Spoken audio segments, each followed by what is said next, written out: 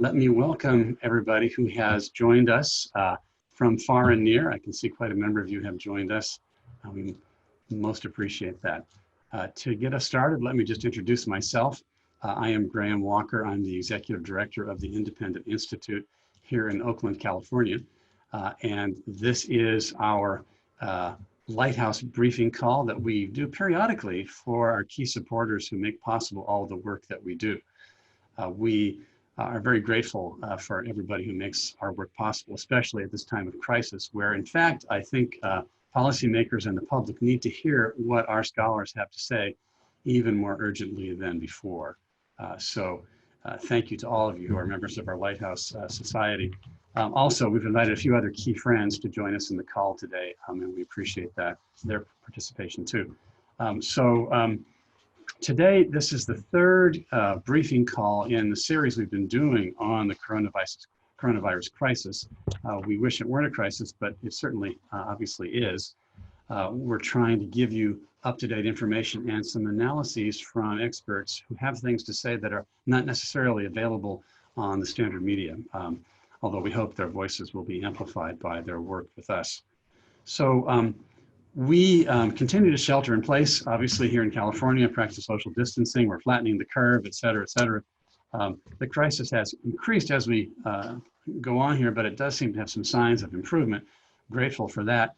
But what we're concerned about today is not necessarily the epidemiology of the crisis, because I think neither I nor my guest today will pretend to expertise in epidemiology.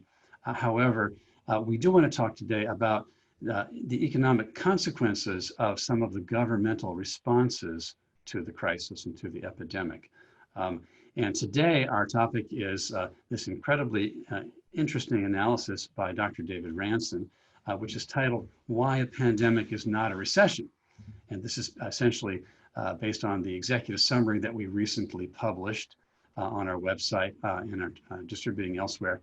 It's listed there. If you go to independent.org, you will find that the executive summary we're talking about is available under publications, executive summaries, if you go at the top of our website. So let me welcome our guest. This is Dr. David Ranson. Welcome, David. Thank you. Nice to be here. Okay, if I call you David? Of course. Okay, wonderful. As our guest will probably detect in a moment, Dr. Ranson is originally from the UK. He is a Ph.D. economist, long-standing advisor to major firms, especially to asset managers. I think you are the head of the company now called HCWE, formerly called H.C. Wainwright and Company Economics. Have I got that right, David? That's correct. And so you are, in fact, a practicing economist as well as a consultant to asset managers. And let's just say that asset managers are probably the people who have the greatest possible interest to pay careful and intelligent attention to these economic issues that we're dealing with. Yes, they certainly are. So you're probably keeping your clients well informed, and they're grateful. Thank you for taking the time to talk with us today. You're welcome.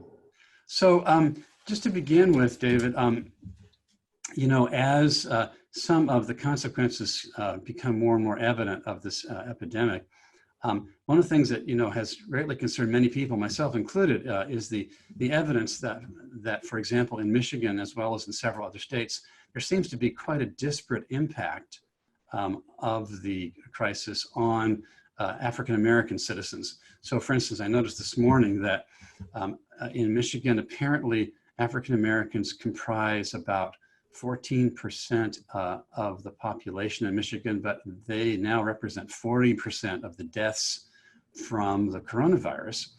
And the reason for that seems clearly to be that they are economically, as a group at least, more precarious and more vulnerable because they don't have the resources, informational, financial, medical, and so forth, which just illustrates, I think, the point that lies behind your presentation today. I think it's true, is it not, that we don't want people's economic lives to collapse, because not only would that be bad for the economy, but would be really bad for their health and for public health more generally if the economy faltered unnecessarily. We care about people's health, which is why we care about the economy too. Is that right? That's exactly right. We should be targeting the people who are vulnerable. And that would mean, of course, the aged. But as you say, it also means the blacks and minorities among us, and particularly the aged and the infirm among them. Rather than a general shutdown of the whole economy, I think we need to devote the government's focus and target those who are most vulnerable and allow the virus to spread elsewhere in the population, which it's going to do anyway. If it hasn't already, it's certainly going to be doing it anyway. And people who are not vulnerable, we need to get to the point of herd immunity as soon as possible. Right. And interestingly, in the meanwhile, we want to make sure that this pandemic, if that is indeed what it is, doesn't unnecessarily trigger a recession or worse, which is why the title of your paper is so intriguing to me and to many of our friends today. You say a pandemic is not a recession. I think that means literally it's not the same thing, and also maybe analytically, there's no intrinsic necessity for a pandemic to trigger a recession. I think that's your point, right? That's exactly right. The two things are utterly different. We shut the economy down every weekend. We shut the economy down partially every night. This is absolutely routine, and the economy adapts to that. We produce more during daylight hours and during the days of the week. All of this is completely automatic and virtually thoughtless. We don't need the government to come in and tide people over the weekend to maintain demand or any of that kind of thing. Shutdowns are a normal part of our regular economic activity, and the unusual shutdowns that come from nature hurling a curved ball at us, like this one, the same really applies. We anticipate it, we produce more in anticipation, and after it's over, we produce more to make up for lost time. All of this happens by itself. The government is not needed to encourage it, it only gets in the way. You know, what's interesting in this Passover week, it just comes to mind, I can't help thinking as you talk, that as the Israelites were in the desert after leaving Egypt, God commanded them, of course, to observe the Sabbath. And on the day before the Sabbath, more quail and manna fell, and they had to spend more time and energy on the day before the Sabbath doing extra economic activity so that they could have a hiatus for the Sabbath and then pick back up again. It's kind of a really simple principle in that respect. I'll have to quote that instance. That's absolutely what I'm saying. Yeah, I thought it was. So, you know, I think a lot of people might say in response to this preliminary point that you're making, well, yes, but, you know, epidemics or pandemics, they always have economic consequences, and they always launch us into a recession, don't they? And your response to that, I think, is pretty clear, right? Yeah, it's totally untrue. We've got a number of recessions over the last 50 years. I made a list of them in the paper, the executive summary, and we've had a bunch of round about the same number of pandemics, and there's no concordance between the dates of the pandemics and the dates of the recession. But it's pretty intriguing. So I'm looking back, you did some research here on these previous pandemics, and indeed they were pandemics. So I'm looking at the date of the pandemic, and then there are recessions over in the far right column. Walk us through this a little bit, would you? Yes, those are the recessions. They're official dates for recessions. I tend to use a slightly different view or definition of a recession than the conventional one, because if the economy is slightly larger a year from now than it is, let's say, what it was in March when things were still a little bit pre-shutdown and normal, a net gain over a one-year period in the economy, that can't be realistically called a recession. You can have shutdowns in between, you can have a hiatus, you can have a bad quarter, but that's not, if you still get positive growth over a one-year period, I believe that would be, from my point of view, however someone else might define it, that's not a recession. So looking at your chart here, I'm just going back 1968, Hong Kong flu, a pretty big deal, 1 million people. The next recession was 2 years later. could someone say, well, the 1970 recession was triggered by the flu 2 years earlier? Would that make sense? Certainly no one said that at the time. No connection was seen. That you can have a 2-year lag in economics, but it's unusual. I think lags are often a lot shorter. We could go back to 1918, which was a vastly larger epidemic or pandemic. There was no recession in 1918 either. There wasn't even a stock market plunge. Yeah, wow. And then looking at more recent history, many of us remember the SARS coronavirus back in 2002. Really, nobody is saying that the 2008 economic problems were somehow triggered by the 6 years earlier SARS thing. And of course, the MERS in 2012 didn't trigger a recession, nor did Ebola. So the idea that epidemics have to necessarily trigger a recession just doesn't make sense, does it? No, there's just no evidence for it. Now, I'm just going to pull this the chart back down for a moment here and go back to where we were. So, you know, looking at the recent crisis, I was pretty stunned to see in your analysis that even in this immediate crisis, as it began to unfold, there was actually an acceleration of economic activity before there was a hiatus caused by government decree. Can you walk us through how that acceleration occurred and then the hiatus came in? Yeah, well, as I say, the economy anticipating a shutdown is going to produce more in advance. And I believe this is what occurred. It'll be very hard for anyone to see this in the statistics down the road. You have to watch this on a daily basis. Okay. There is a way to watch the economy on a daily basis, or they change the estimate maybe twice a week. Mm-hmm. Very useful service from the Federal Reserve Bank of Atlanta. It's called GDP Now. And we now know, although at least by watching it all the way through March, it was possible to see that the economy was growing at a rate, a good full percentage point, maybe more than that, more rapidly than it had in the several previous quarters. Prior to the shutdowns, which occurred near the end of the quarter, about a week before the end of March. Mm-hmm. And so if you have the shutdowns occur in 1 week, after 12 weeks of supernormal economic activity, 1 week of shutdowns, of course, the 1 week of shutdowns nullifies all of that extra activity. So the average for the quarter now gets reported as plus, it's still plus 1% growth. Mm-hmm. It looks slower, but that's only an average. Right. It's an average of 12 weeks of rapid economic growth and 1 week of shutdowns. Now, of course, we're going to have a lot more than 1 week of shutdowns. Yes. But still, the point being that when shutdowns occur, major interruptions of economic productive activity, the economy is sort of has an equilibrating dynamic in it. It ramps up and goes down and then ramps back up. Yeah, the fundamental point here is that the economy is not a lump of clay. Right. Modelers can kind of mold to their own preferences, or policymakers.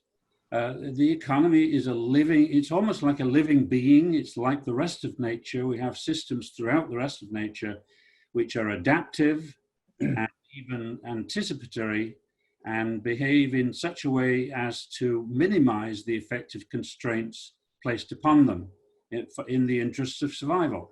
And the economic system, I believe, is no different. But when we model the economy, we start to treat it as building blocks or lumps of clay, and it sets into one's thinking. And I think we miss the whole point about what the economy truly is. Have we ever seen, maybe in a more micro sort of way, the phenomenon of a production hiatus, which did not produce a recession? Oh, yes, absolutely. We had an enormous strike in 1970, which I describe in the paper. We've had many other incidents since, and I think it's about time, maybe it's in the literature already, but I would like to go and review them all. But this was one of the largest in US history. General Motors was struck late September of 1970. The economy had been in a recession. That quarter in which the strike began was a big jump in economic activity from nothing to 3% or so. And then the fourth quarter was the quarter of the strike, which lasted 67 days. And obviously the economy fell, although it was only a -4 on a seasonally adjusted basis. And then the catch-up phase, or what I call reclamation, took place in the first quarter of 1971. I was just beginning my career in economics at that time. I was in Washington. I had just arrived. I remember this very well. I lived through it. And we had an 11% growth rate in the first quarter of 1971. Not heard of for a very long time prior to that. I think it might be hard for some people today to imagine what the shutdown of GM would have meant at the time, because right now GM is hardly the dominant player it was, but wasn't it like the biggest employer in the US at the time? Exactly. It was the largest employer in the US, one of the largest in the world. So, I mean, we can't really have an actual, test case, but this comes pretty close to the largest employer in the world at that time, shut down for 67 days, and yet it did not trigger a recession. Well, that's right. Only one quarter was down because this strike only lasted less than a quarter.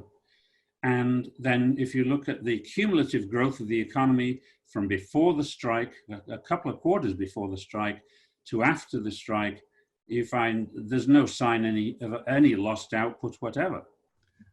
I'm now going to just switch our attention for a second here, David, to this other chart that's in your paper. Okay, can you see the chart here now? This is a stylized diagram to describe what I'm trying to say.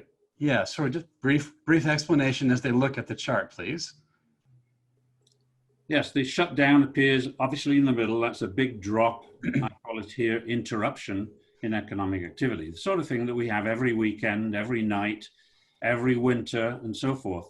And there you have, I argue, if you can anticipate it, the economy grows faster for a bit.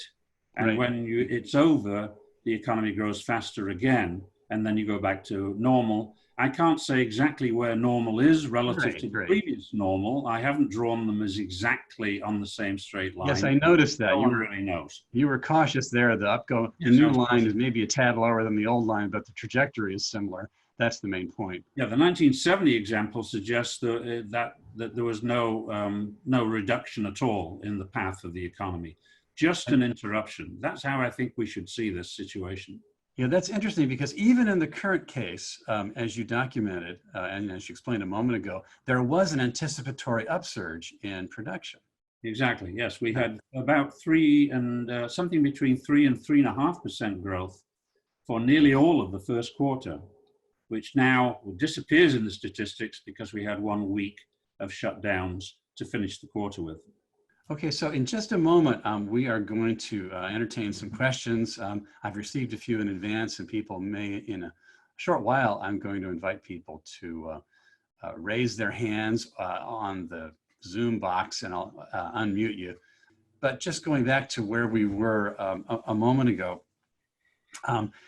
the danger then, by your analysis, I think, David, comes not from the fact of an interruption in productive activity, but from governmental responses to it, which could cause problems that the actual interruption and the epidemic themselves don't cause. What kind of errors could policymakers fall into that could mess up that line on your chart? Well, the principal error, I think, is in using monetary policy or fiscal policy, which is designed to strengthen aggregate demand. Right. And that simply doesn't address the problem of inadequate supply. It's the wrong medicine. We do need to tide people over. I think the government has a legitimate reason to protect people against, especially if the government is done the shutting down itself, it owes it to the population to recompensate them for the damage that's done to them. But that's a matter of tiding them over the shutdown period. Now, I'm not an economist, so in economic matters, I'm certainly a layman, but it's pretty interesting to notice that recessions generally, they are often triggered by, apparently weak demand. And so Keynesians say that the way to, solve the problem is to shore up demand by monetary measures, as you just mentioned. But Keynesians don't say that this kind of that recessions are caused by a production hiatus. They say that it's caused by a problem in the demand side, right? That's right. Yeah, this should not be an arguable point. It should be obvious to both sides. Yeah, exactly. I mean, even if you see the dispute between the classical or neoclassical economists on one side and the Keynes on the other, nobody argues that recessions are caused by a drop in production. This is a good point. Yeah. I think it's a matter of having a toolbox, perhaps only one or two tools left in the box. We've got to use them no matter what. It doesn't matter if we don't think they'll work. We have to use them. That's the kind of the compulsive feeling, you mean? Mentality here. Yeah, exactly. Okay, here's a question. Somebody says, aren't shutdowns absolutely necessary to fight the virus? Well, I can't answer that question out of my own expertise. There are 2 points of view. I've read a lot about it. There are public health experts who say we need to have the virus spread as widely and as quickly as possible, get everybody infected, because everybody will be sooner or later. And there's no point in holding it up, except, of course, you need to slow the curve, as they say. Yeah. So that our hospitals and our medical services don't get overwhelmed. That makes a lot of sense. That makes a lot of sense, but we've got to recognize it. That's the reason. We're not saving lives in the simple sense of containing the virus. We're not really. This is one point of view. I'm not saying that I know enough to be able to assert that this is the right point of view, but it's tempting. And the view is that the virus will get to everybody and containment is actually not possible. Right. And in fact, looking backwards at that horrible list of previous pandemics, in retrospect, I'm glad that a lot of immunity toward those other previous viruses got disseminated amongst, the human race, because we're a lot less vulnerable to those things now than we would otherwise have been. The government can do more than it did in those days. It can target the people who are most vulnerable. We have to identify, and we have, who those people are and do something about that. But if you shut everything down, then they get lost in the shuffle. Yeah, exactly. It seems like what your analysis points to is a kind of selective closure or selective quarantining.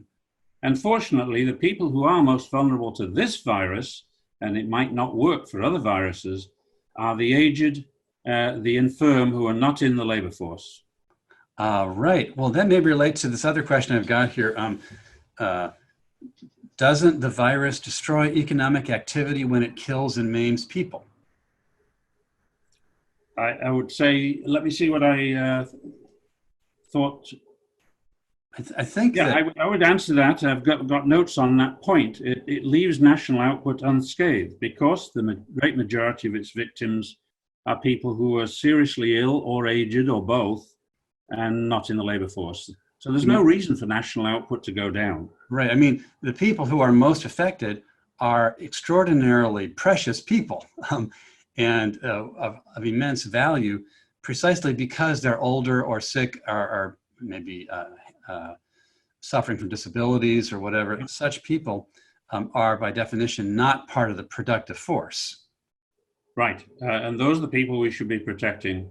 Yeah, we really need to protect them. The rest of us from closure of our, destroying us, for at least a while, destroying our standards of living. Right, that makes a lot of sense. Okay, here's a question that's just come in. I think it came through questions@independent.org from Mr. Penn. He says, will the recapture of the Chinese supply line be a catalyst for growth in the US, or will the disruption to existing businesses more than offset potential gains? That is to say, potential gains from the recapture of the Chinese supply line. Thoughts on that? I'm not qualified to talk in any detail about supply chains, so I can't directly answer the question, but I would say that rearrangement of supply chains is a normal part of economic activity. And that's one of the ways in which the economy, the world economy in this case, is most flexible, and people are changing their suppliers and their customers all the time. It's Right. absolutely not routine behavior, and there's no reason for it to do any great damage other than the obvious disturbance from the switch each time. That's pretty interesting to point out that companies are constantly adjusting and switching their suppliers and their distribution lines all the time. That's what you just said, right? Yes. Now, that's obviously true. The only time when it's not true is when some government agency decides to take command of a production and distribution and supply system. So, for example, I noticed in the news recently that Governor Newsom here in California at least raised the possibility of sending out California's National Guard to, quote unquote, help with supermarket and grocery distributions. Well, I guess help is okay, but boy, if the National Guard starts deciding, you know, where toilet paper is going to be shipped and to whom and how many boxes of chicken livers are going to, I mean, that's when you could have problems. But under conditions of relative freedom, people are shifting all the time. Have I got that right? Yeah, it makes no sense. I think if they're sending the National Guard, or any state is doing that, is a sign that they're expecting some kind of violent incident of some kind. I don't think I see any evidence for that where I live. I got another question just coming through on the chat line from the Zoom. With Zoom, you know, there's so many different ways of communicating here, but here's a question. Is the implication of this analysis that we should have just at the beginning, or from the beginning, that we should have just asked people over 60 and others vulnerable to self-isolate and let everyone else continue to work? Would that have been better?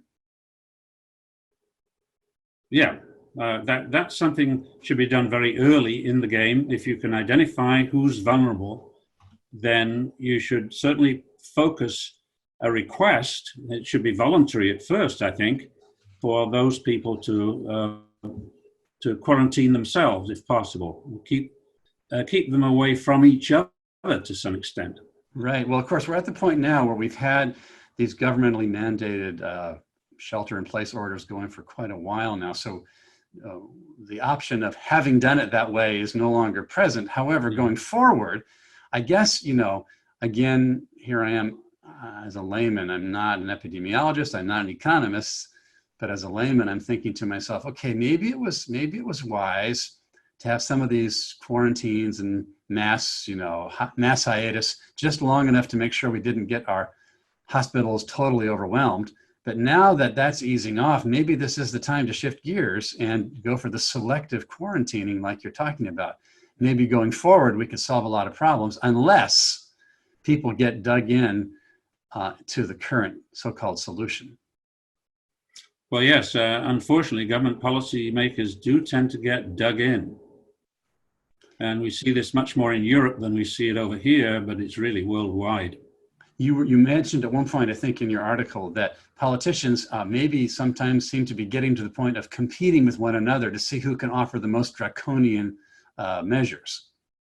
Yeah, that was happening, I think, in the US. Initially, Mr. Trump was reluctant to shut the economy down, but I think he succumbed to almost like a public outcry, for God's sake, do something. Right, right. And it's not like you're arguing that nothing should be done. It's just that you're arguing that a selective approach would actually appropriately preserve our productive capacity better, and that there's no reason for this thing to plunge into the deep. Well, here's another question I've got. So one questioner writes, it's a done deal that Washington and state governments have closed a large part of the economy. So don't we already have a deep recession on our hands for sure? No. As I said, if the economy is slightly bigger a year from now than it is or was in the first quarter, I can't call that a recession, no matter what anybody else calls it. It certainly would have been a sort of a hiatus, and it's not desirable, but a recession has a kind of momentum to it that this need not have unless policymakers make the wrong choices. I think that's... Yes, a recession is a sustained loss of output. Mm-hmm. Hiatus, by definition, is a temporary loss. So, I mean, so what could go wrong with this relatively optimistic scenario of yours? Well, let's see what I said in my notes. Yeah, the biggest danger is that governments keep shutdowns in place much longer than is necessary, or they have a tendency, I think, to do that until the media hype dies down. The trouble with the media is the media benefit from having a crisis that goes on and on and on and on. Yeah, I guess they do. I think to go by the media is the wrong way. But I see this happening. Of course, it's always happening in Washington. It's famous for this. That's right. The government is really going where it's being pushed by mob rule through the media.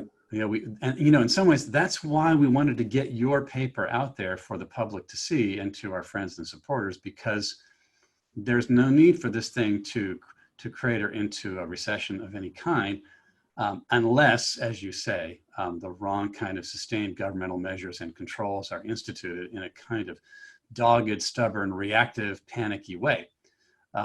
Oh, here's another question. We're going to stop in a minute here, friends. We've got a question from one of our friends online. Here is Bill from Utah. I think your mic is open, Bill. Thank you, Graham. I just wanted to point out in response to an earlier question about getting the Army and any other government agency involved in the distribution of goods and services during this crisis. Yeah, right. It is belied by all the evidence that I've studied from responses to natural disasters. Walmart, UPS, and other private companies have a much comparative advantage over government in distributing whether it's emergency supplies or any other goods or services. And after Hurricane Katrina struck the Gulf Coast, one of the people in New Orleans said that Walmart was our lifeline. It was not FEMA. It was not FEMA. Right. Yeah, that's a really good point. Really good point. Yeah, I couldn't agree more. So we are going to roll to a close in a couple minutes here. I just got a question from Patty. She's kind of on the same line as what we've been talking about, but let me just state her question and you can respond again a little more completely maybe. She says, it seems likely that any reopening of the economy will be in stages and or using those who have antibodies. As such, what would you see for the recovery period? I think, well, I can't predict the length of the recovery period, but I'm pretty sure that my estimate, if I came out with one, would be much sooner, much shorter than the ones I've heard from many economists. And quite a few economists believe there is no recovery. Essentially, we go on to zero growth forever. Yeah, and that's your analysis shows how incredibly panicked economic forecasters have been throughout all of this. So what we need are sober, sane, balanced economic analysis like Dr. David Ranson. Let me bring us to a close here just by reminding everybody that Dr. Ranson is a research fellow at the Independent Institute, has been for some years, I believe, and he illustrates and epitomizes the kind of work that we do here to try and bring an understanding of basic economic and social factors in an evidence-based way to a larger public. So thank you for being a research fellow, David. We appreciate that. Also, I especially want to thank all of our friends and supporters. Your standing with us during this time, as at other times, is what makes possible our ongoing outreach and our ongoing dissemination of this kind of analysis. We are going to share the recording with those who are on the call, and I think with some of the other invitees after we have fixed it up a little bit. We're so thankful for everybody who dialed in. Thank you for Dr. Ranson for joining us. I invite you to visit our website daily. We have updates. In particular, if you go to independent.org, you'll see in the middle left there's a link to our coronavirus information page, and all of our most recent material relating to the coronavirus is on that coronavirus page. So again, thanks so much for standing with us, all of our friends. Keep doing it. We need your help. Thank you for David Ranson for your expertise. You're very welcome. And a good day to everybody. Stay safe, stay sane, and take care. Bye-bye.